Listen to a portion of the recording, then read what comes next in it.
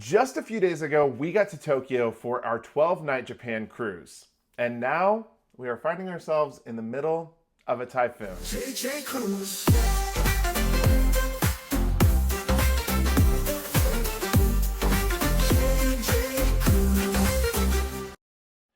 Hey everybody, what's up? My name is Jordan. And I'm Jared. And this is JJ Cruise. Thank you so much for clicking into the video today. Well, I'm gonna be honest. When we decided to come to Japan in August, we did not know everything that we were going to be dealing with.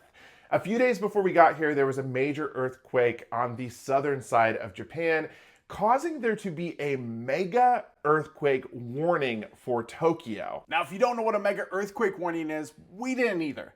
It is pretty much the first time it's ever been enacted, but what it is saying that there's a chance for a large, impactful earthquake of category 8 or 9 in the scale of earthquakes to occur anytime.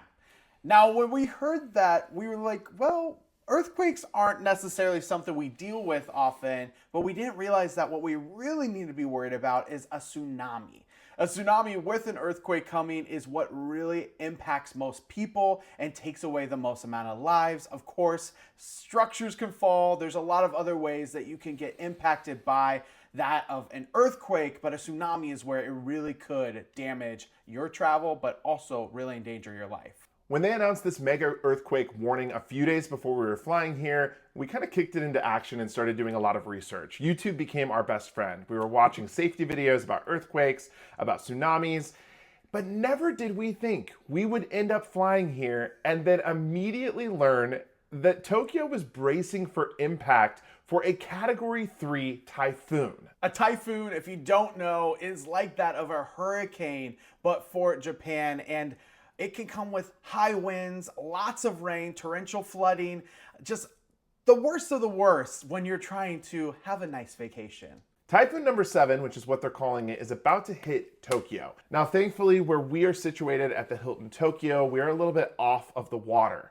The waterfront is really where the eye of the storm is going to get close to, and that's where they've enacted some evacuation orders, telling people that they need to leave as quickly as possible because the storm is coming.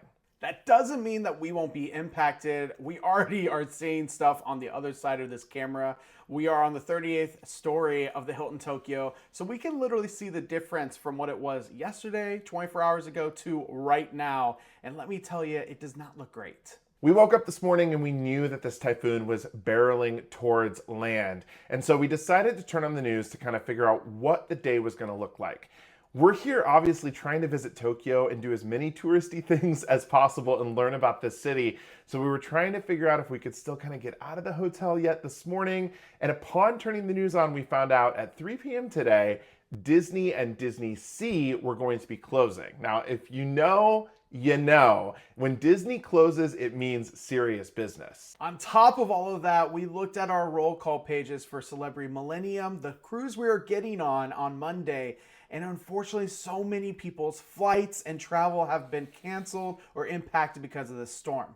It is not a quick trip to Japan for a lot of these places, whether it's Australia, New Zealand, or maybe even in the States or Canada. So 14, 11-hour flights are really hard to reschedule last minute and can be really expensive and full and impossible to do so. So we really feel for anyone that's been impacted for flights to our Celebrity Millennium cruise. Upon realizing that things were going to start getting a little bit sticky here in the early afternoon, there was a ramen place that was on our to-do list to go to. So Ichiran Ramen is a very popular, famous ramen place Jared found thanks to a lot of our other YouTube friends. So we were able to get out and go have ramen there before the storm really started. This ramen was so good.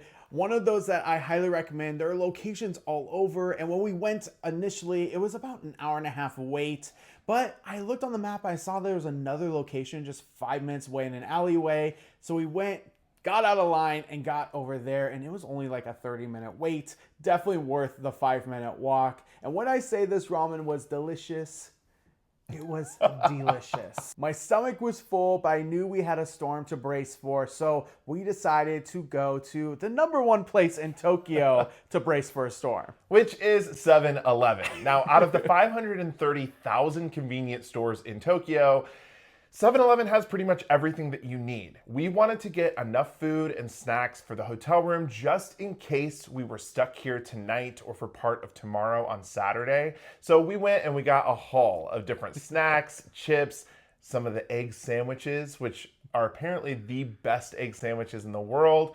So we now have plenty of food here at the hotel, but thankfully we're staying at a Hilton where there's other restaurants and opportunities for food. So I think that we're gonna be okay here in terms of eating and hanging out for the next few hours. Of course, this is only for the worst case scenario. You know, if we have lights going off, power shutting down, and we needed to have stuff in our stateroom, like Jordan said, we don't expect that to happen, but you should always be prepared when a storm comes your way. When you said stateroom, do you mean hotel room? I think that Jared has been on cruise ships a little bit too long, our hotel room. So we did that. We got prepared. The second we left 7-Eleven, the storm started rolling in. It was starting to rain. The wind was coming. It was so nuts. And we were like, we got to get back to the hotel ASAP. So we came back and we started to watch the storm roll in out this 38th floor window. We don't know what's in store the next 24 hours, but the good news is our cruise is until Monday. Will this impact our cruise? Hopefully not. It is now Friday. It should be done by Saturday, and the typhoon should be well off into the sea before Monday rolls around. Hopefully that means more people on canceled flights will be able to rebook and come to Tokyo before the cruise as well. We will be updating all of you on Monday or Tuesday with a live from the ship. So you're going to want to tune into that live to find out exactly what happened here with the storm, if we ended up getting stuck in our hotel room overnight, or if we were able to go back out and enjoy Tokyo.